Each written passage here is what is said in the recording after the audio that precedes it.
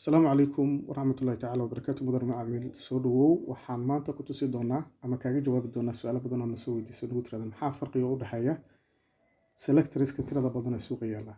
walaal farqigaas jawaabtooda maxaa u dhaxeeya ah miiska ay noo saaranta ishaada ayaa ku macallin wad arki doontaa labada mashiin muuqaal ahaan iminka adiga daawanaya maxaad arkaysaa. tan waad u jeedaa astaan bay leedahay meel loo raacay leedahay.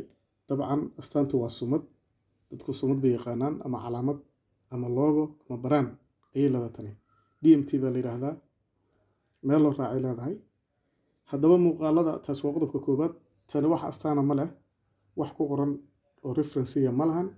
haddaba walaal waxaan rabnaa dhowr qodob inaan isla fiirino. meesha laga shadayo meelaha laga shadayo arkayna badhankan waa badhanka la yaqaano la wada shido dhammaan isla fahmaynaa. waxay leedahay markii la shido labadaas astaan ee midna uu yahay waxaan ku raahdaa kii bateriga midna uu yahay saacadu inay tiyar tahay ayaa marka labaad ay ku kala duwan yihiin. marka koowaad muuqaalkii ku kala duwan yihiin waad arkaysaa. marka labaad waxay ku kala duwan yihiin badhamadaas indicatoradaas ama ilaasyada mataqaana gulubyada ah.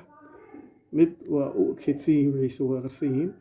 boolka saddexaad godka saddexaadna waxa weeye badhan waxay leedahay bool la furi karo la dabcin karo oo adjustment loo yaqaano ama laga soxa ay leedahay. halka tan kale ay leedahay badhamo banaanka yaala hadda mataqaan gulubkan markaan taabto dusha ay saaran yihiin. halka godka saddexaad uusan lahayn ball adjustment lagu sameeyo. waa qodobka saddexaad. qodobka afraad aad ila fiiri doontaa waxay tahay haddii ilaahay yiraahdo oo ishiina ku arki doontaan kaafaradaas.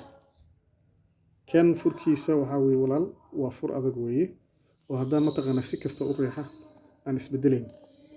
halka kan kale uu yahay mid capsulid ah ama capsulka loo yaqaano furka mataqaana capsulka kimiyaasha la isticmaalo kale u jilacsan weeye. wakaa xaggaas baan kuu dhigay kana xaggaan kuu dhigay. waa muuqaalka afraad ama farqiga afraad weeye weliba qaybta ugu daran weeye. haddaba markaan walaal mataqaana tan astaanta leh aan kuu soo dhaweeyo tiibkeeda ama afkeeda ama caaradeedu waxay ka samaysan tahay silver bay ka samaysan tahay walaal.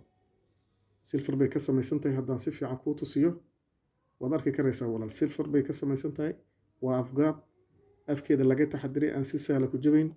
waa tan astaanta la walaalkeeyo. furkeedana waxaan nidhi waa midkaa adagoo mataqaana aan jabayn oo haddii xataa lagu fariisto ama lagu istaago ama dhibaato ka imaan karin. halka tan kaleete bilaa astaanta ahi ay qalin tahay afkeedu uu qalin yahay sidaad arkaysid walaal afkeedu waa qalin. 5 qodob ayaad iga haysaa. haddaba walaal 5 qodob markaad iga haysid waxaan kugu dari doonaa farqiga kaleete mataqaana lixaad ayaan kugu dari doonaa ila soco.